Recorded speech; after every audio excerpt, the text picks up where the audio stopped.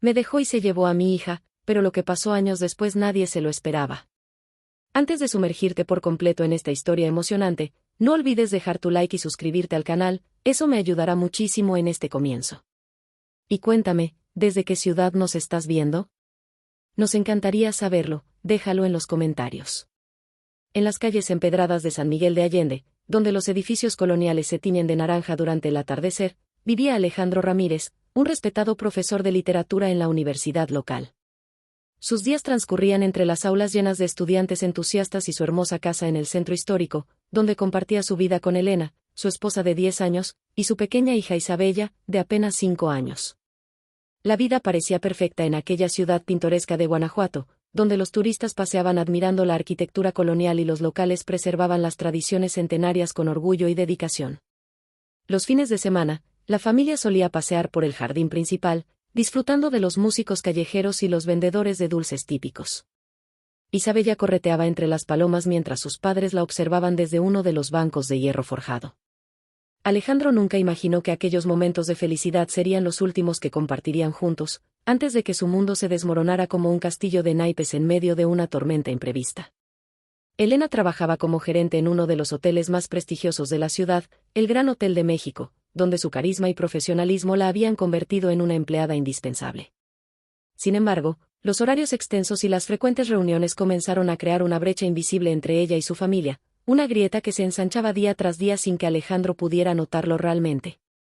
Las primeras señales de que algo andaba mal comenzaron a manifestarse en pequeños detalles, llamadas telefónicas que Elena atendía en susurros desde el balcón, mensajes de texto que ocultaba apresuradamente, y reuniones de trabajo que se extendían hasta altas horas de la noche. Alejandro, inmerso en la preparación de su próximo libro y sus clases en la universidad, intentaba convencerse de que todo era producto de su imaginación. Durante las cenas familiares, Isabella parloteaba alegremente sobre su día en el jardín de niños, mientras Elena mantenía la vista fija en su plato, respondiendo con monosílabos a las preguntas de su esposo. El ambiente en casa se había vuelto tenso, como si un invisible manto de hielo cubriera cada interacción, cada momento compartido. Los silencios se hacían más largos y las conversaciones más superficiales. Un día, Alejandro recibió una llamada de la maestra de Isabella, preguntándole por qué su hija no había asistido a clases durante toda la semana. Confundido, llamó al hotel donde trabajaba Elena, solo para descubrir que había renunciado hacía un mes. El mundo comenzó a girar vertiginosamente mientras las piezas del rompecabezas empezaban a encajar de manera dolorosa en su mente. Al llegar a casa esa tarde, encontró el closet vacío y una carta sobre la mesa del comedor. Elena había decidido marcharse, llevándose a Isabella con ella. En la carta, explicaba fríamente que había conocido a alguien más, un empresario español que le prometía una vida mejor en Madrid. Las palabras en el papel parecían burlarse de él, mientras el eco de las risas de su hija resonaba como un fantasma en las paredes de la casa. Los vecinos comenzaron a murmurar sobre el escándalo, sus miradas de lástima siguiéndolo mientras caminaba por las calles que antes había recorrido con tanta felicidad. Las noches se volvieron interminables, plagadas de pesadillas donde veía a Isabella alejándose en un avión, sus pequeñas manos presionadas contra la ventanilla mientras lo llamaba sin que él pudiera alcanzarla. Los meses siguientes fueron una nebulosa de trámites legales, investigaciones privadas y noches en vela. Alejandro descubrió que Elena había estado planificando su partida durante meses, transfiriendo dinero a cuentas secretas y preparando documentos falsos para facilitar su huida con Isabella. Cada nuevo descubrimiento era como un puñal que se clavaba más profundo en su corazón. La impotencia se mezclaba con la rabia mientras los abogados le explicaban las complicaciones legales de un caso internacional de custodia. Las autoridades mexicanas parecían moverse con desesperante lentitud, mientras las pistas sobre el paradero de Elena e Isabella se enfriaban como el café olvidado sobre su escritorio cada mañana. Las clases en la universidad se volvieron su único ancla a la realidad, aunque sus estudiantes notaban el cambio en su profesor, antes tan apasionado y ahora apenas una sombra de sí mismo. Los libros que tanto amaba permanecían cerrados en los estantes, acumulando polvo mientras él dedicaba cada momento libre a buscar formas de recuperar a su hija. El tiempo pasaba inexorablemente, y con cada día que transcurría, Alejandro sentía como el dolor se transformaba en algo más oscuro y profundo. Ya no era solo tristeza lo que habitaba en su corazón, sino una determinación férrea que comenzaba a tomar forma. Mientras observaba las fotografías de Isabella en su teléfono, una idea comenzó a germinar en su mente: si el sistema legal no podía ayudarlo, encontraría otra manera de hacer justicia. Los pasillos de la universidad local se habían convertido en un refugio para Alejandro, quien ahora pasaba horas extras en su oficina investigando casos similares al suyo. Entre papeles desperdigados y tazas de café vacías, comenzó a tejer una red de contactos internacionales, principalmente en España, donde sospechaba que Elena se había establecido con su hija y su nuevo amante. Roberto Mendoza, un viejo amigo que trabajaba como detective privado en Ciudad de México, se convirtió en su principal aliado en esta búsqueda incesante. Las conversaciones telefónicas se extendían hasta altas horas de la madrugada, mientras discutían pistas y posibles estrategias para localizar a Isabella. Cada nueva información, por insignificante que pareciera, era como una pequeña luz en medio de la oscuridad que envolvía su vida. En el vecindario, las señoras mayores seguían persignándose al verlo pasar, murmurando oraciones por el pobre profesor abandonado. La casa, antes llena de risas y música, se había convertido en un mausoleo de recuerdos donde las fotografías familiares permanecían boca abajo sobre las mesas, como testigos mudos de una felicidad que se había esfumado sin previo aviso. Una tarde, mientras revisaba por enésima vez los extractos bancarios de Elena, Alejandro descubrió una serie de transferencias regulares a una cuenta en las Islas Canarias. El patrón de movimientos financieros sugería que no solo había estado planificando su escape durante meses, sino que posiblemente contaba con la ayuda de alguien dentro del sistema bancario local. La investigación lo llevó hasta Carlos Fuentes, un ejecutivo bancario que había trabajado estrechamente con Elena durante sus últimos meses en México. Tras varias copas de tequila en un bar discreto de la ciudad, Carlos confesó haber ayudado a Elena a establecer cuentas offshore, deslumbrado por sus promesas de amor y un futuro juntos que nunca se materializó. Las noches de insomnio se convirtieron en sesiones de planificación meticulosa. Alejandro comenzó a construir una identidad alternativa, estableciendo contactos en España y preparando el terreno para lo que sería su venganza. Ya no era el mismo profesor distraído y romántico, se había transformado en un hombre calculador, movido por una determinación inquebrantable. Entre sus estudiantes, circulaban rumores sobre los cambios en su personalidad. Sus clases, antes llenas de pasión por la literatura, ahora se centraban en temas más oscuros, traiciones históricas, venganzas legendarias y el precio de la justicia. Los colegas de la universidad observaban con preocupación cómo se alejaba cada vez más de su antiguo yo. La primera pista real sobre el paradero de Elena llegó a través de una publicación en redes sociales. Una foto casual en un restaurante de Madrid mostraba a Isabella de fondo, más alta y con el pelo más largo, pero inconfundible para los ojos de un padre. La imagen se convirtió en su obsesión, estudiando cada detalle del entorno para identificar la ubicación exacta. Roberto logró confirmar que Elena trabajaba ahora en una empresa de relaciones públicas en Madrid, bajo un nombre ligeramente modificado.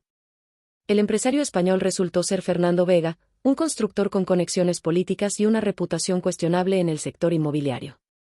La información sobre su nueva vida llegaba en fragmentos, como piezas de un rompecabezas macabro. Los meses de investigación revelaron un patrón en los movimientos de Elena y Fernando. Cada domingo llevaban a Isabella al Parque del Retiro, donde la niña jugaba cerca del estanque mientras ellos tomaban café en una terraza cercana.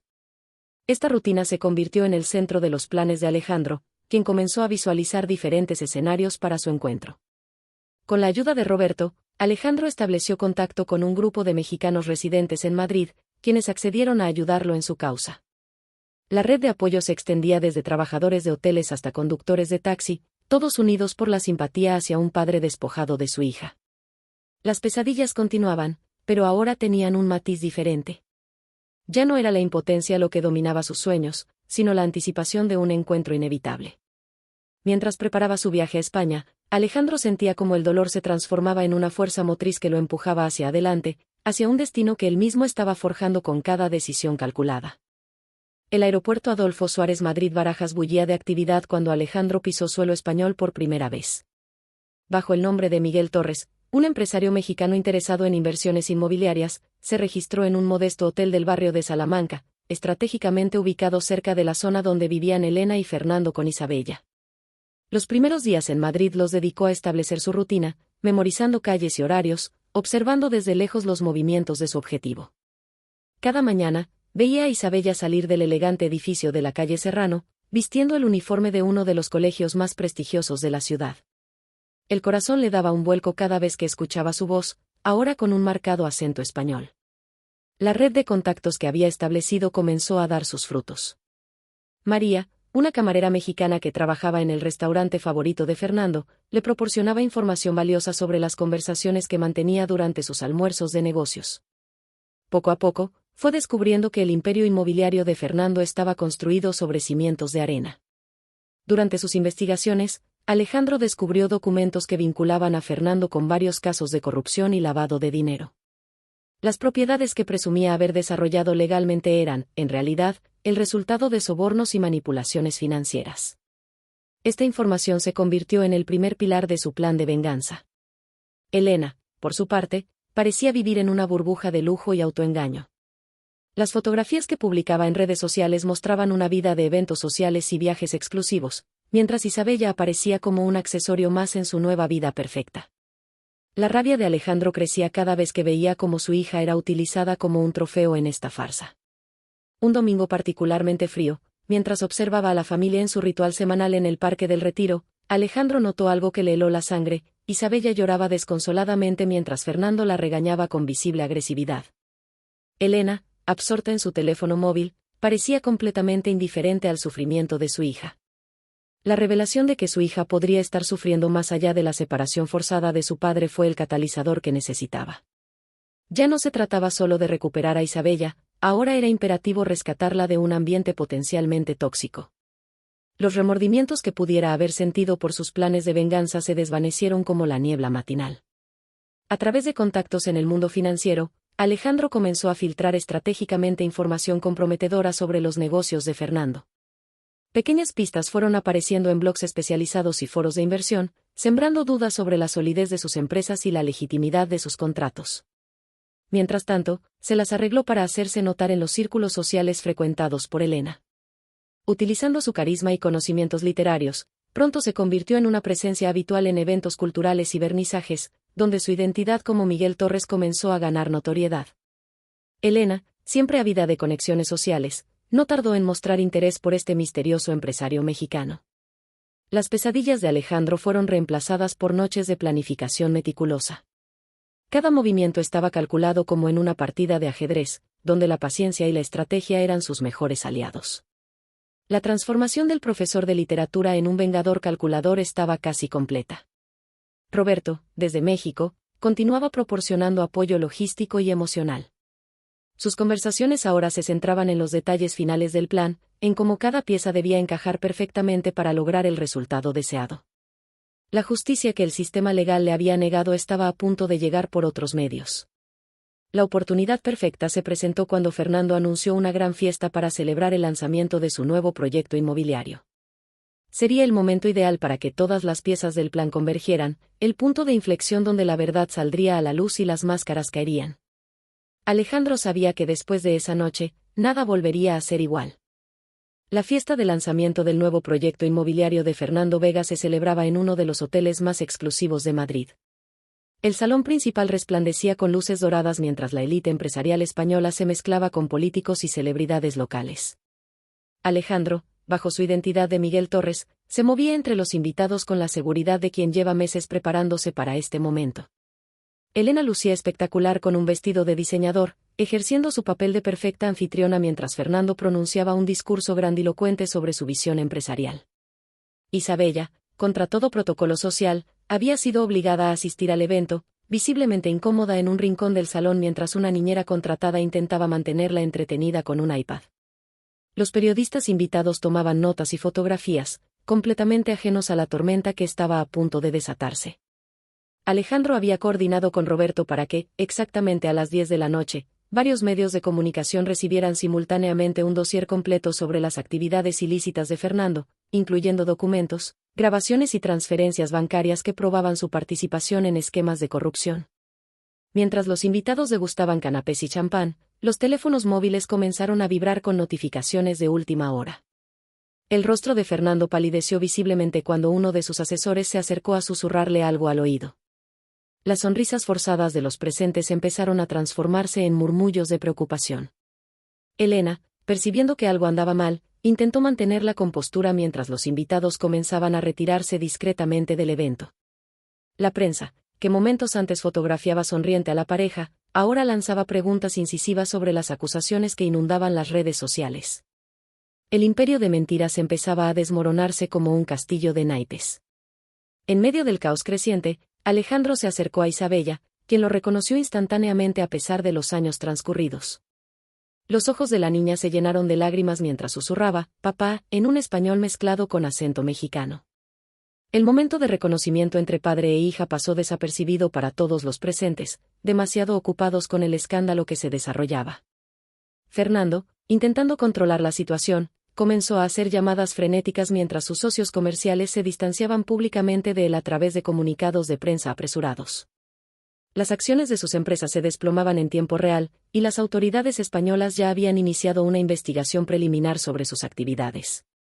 Elena, al borde de un ataque de nervios, finalmente conectó las piezas del rompecabezas al ver a Miguel Torres consolando a Isabella. La máscara del empresario mexicano se desvaneció ante sus ojos, revelando al profesor de literatura que había abandonado años atrás. El horror se reflejó en su rostro al comprender la magnitud de lo que estaba sucediendo. Las autoridades no tardaron en llegar al hotel, con órdenes de registro y detención contra Fernando. Los flashes de las cámaras iluminaban la escena mientras el otrora poderoso empresario era escoltado fuera del edificio. Elena, paralizada por el shock, observaba cómo su mundo de lujos y apariencias se desvanecía en cuestión de minutos. Isabella se aferraba a la mano de su padre, negándose a separarse de él mientras los servicios sociales evaluaban la situación. Los años de ausencia parecían desvanecerse mientras la niña relataba a las autoridades, entre lágrimas, su vida en España y el trato distante que había recibido de su madre y Fernando. Los abogados de Alejandro, estratégicamente posicionados, presentaron inmediatamente una solicitud de custodia temporal, respaldada por evidencias del ambiente inadecuado en el que Isabella había estado viviendo. El sistema legal español, que antes había sido un obstáculo, ahora trabajaba a su favor ante las circunstancias extraordinarias del caso. La noche que debía ser el triunfo social de Elena y Fernando se había convertido en el instrumento de su caída. Mientras los últimos invitados abandonaban el hotel entre susurros y miradas de consternación, Alejandro abrazaba a su hija, sintiendo que por fin la justicia, aunque por caminos inesperados, había llegado. Los días siguientes al escándalo en el hotel se convirtieron en un torbellino mediático que sacudió a la sociedad madrileña. Los periódicos nacionales dedicaban sus portadas al caso de Fernando Vega, desentrañando una compleja red de corrupción que se extendía por varios países. Las fotografías del empresario esposado se alternaban con imágenes de Elena, la socialité caída en desgracia, intentando esquivar a los periodistas frente a los juzgados. Alejandro había alquilado un apartamento discreto en el barrio de Chamberí, donde Isabella comenzaba a readaptarse a la vida con su padre. Las paredes, antes desnudas, se llenaron rápidamente con los dibujos de la niña, quien parecía florecer lejos de la atmósfera asfixiante en la que había vivido los últimos años. Las conversaciones en spanglish entre padre e hija se convertían poco a poco en el bálsamo que ambos necesitaban. Elena, despojada de su vida de lujos, enfrentaba sus propios demonios en soledad. Las investigaciones revelaron que había sido cómplice en varios de los esquemas fraudulentos de Fernando, firmando documentos y facilitando transacciones sospechosas. Su imagen cuidadosamente construida de esposa trofeo se desmoronaba mientras las autoridades desentrañaban su participación en los delitos. Los servicios sociales realizaron exhaustivas evaluaciones del caso, entrevistando a Isabella en múltiples ocasiones. La niña reveló detalles perturbadores sobre su vida en España, las constantes ausencias de su madre, los arranques de ira de Fernando, las interminables fiestas donde era exhibida como un accesorio más. Cada revelación fortalecía la posición de Alejandro en la batalla por la custodia. Roberto llegó a Madrid para apoyar a su amigo durante el proceso legal, trayendo consigo más evidencias recopiladas en México. Los documentos demostraban que el abandono había sido premeditado, con Elena transfiriendo activos y preparando documentación falsa meses antes de su partida. La traición había sido más profunda y calculada de lo que inicialmente parecía.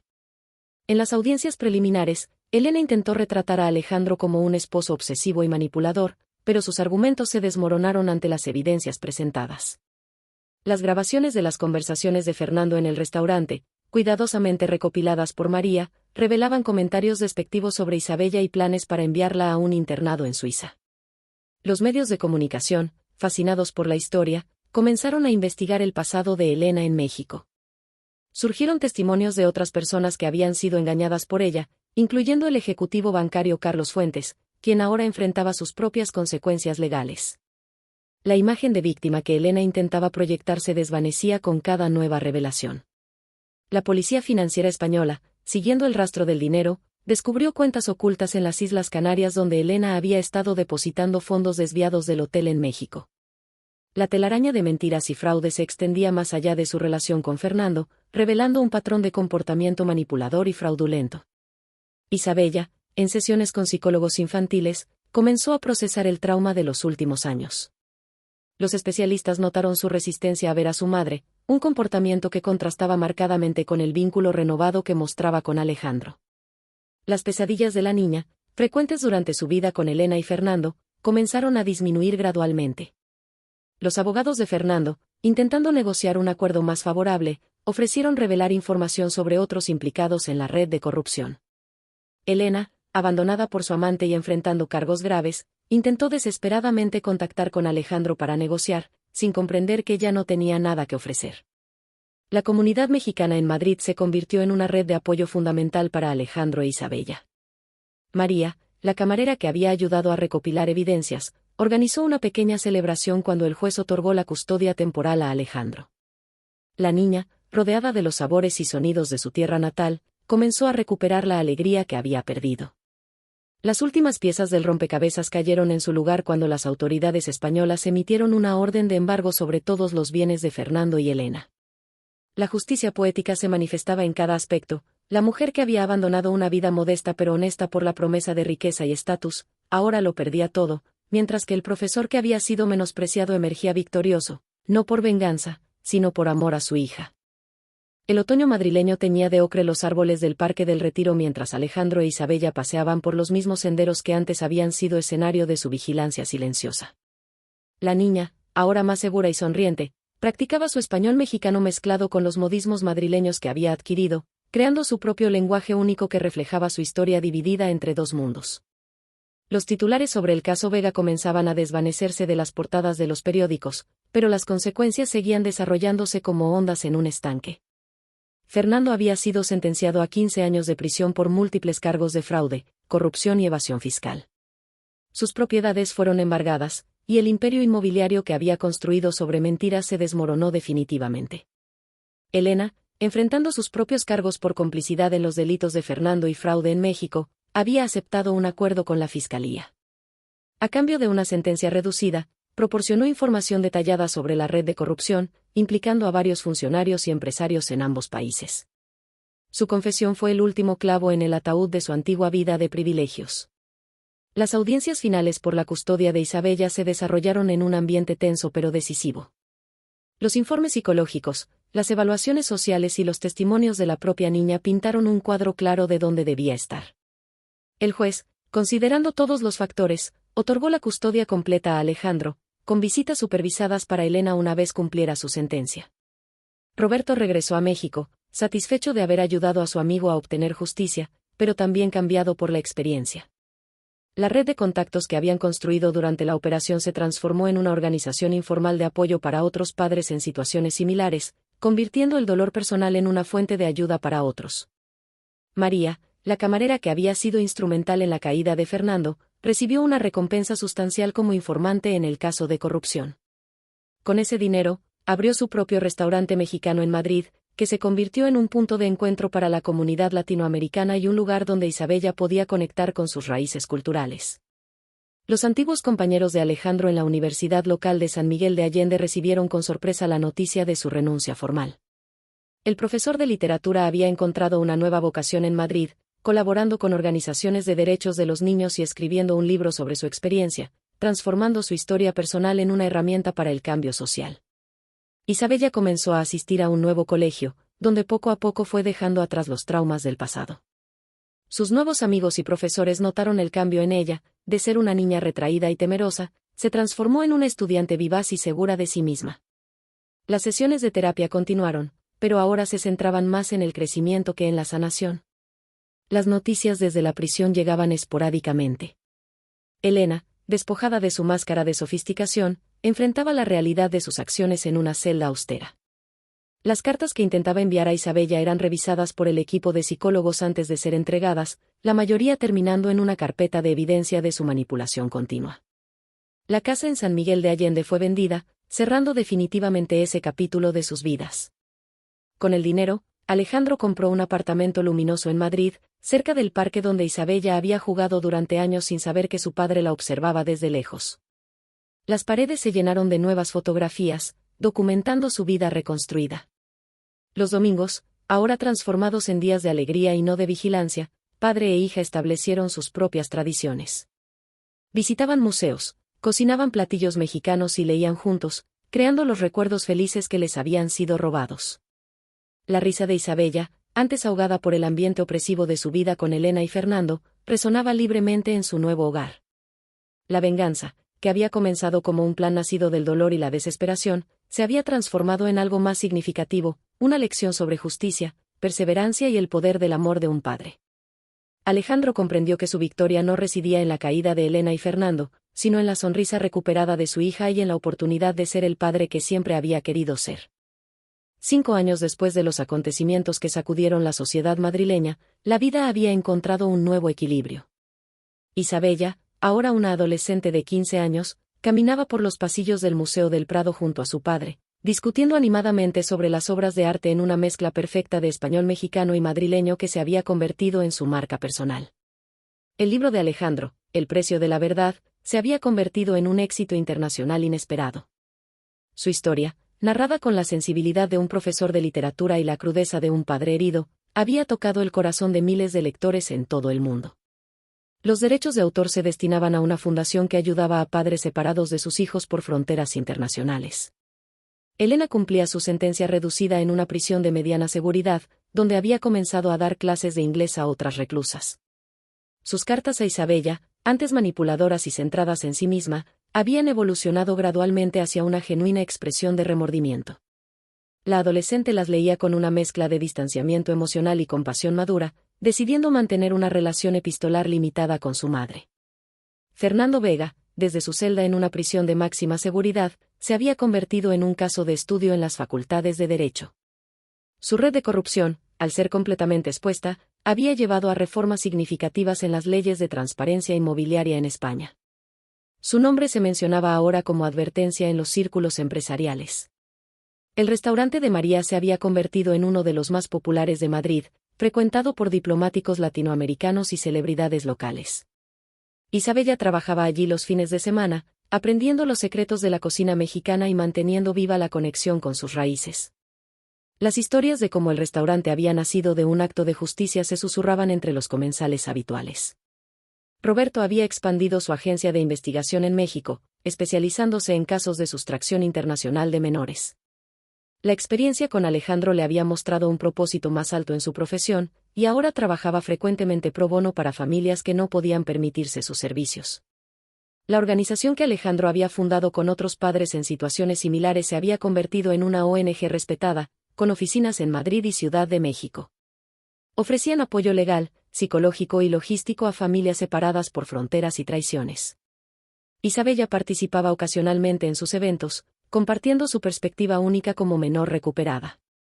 Las pesadillas que antes atormentaban a padre e hija se habían transformado en sueños de futuro. Isabella hablaba de estudiar Derecho Internacional, inspirada por su propia historia y el deseo de ayudar a otros niños en situaciones similares. Alejandro la escuchaba con orgullo, reconociendo en su determinación la fuerza que los había mantenido unidos durante los años oscuros. Los domingos en el Parque del Retiro, ahora eran momentos de paz y reflexión. Donde antes había habido vigilancia y dolor, ahora florecían risas y conversaciones profundas entre padre e hija. Las palomas que Isabella alimentaba de pequeña seguían allí, testigos silenciosos de cómo el tiempo y el amor podían sanar las heridas más profundas. La vida en Madrid había dejado de ser un recordatorio constante del pasado para convertirse en el escenario de un futuro prometedor.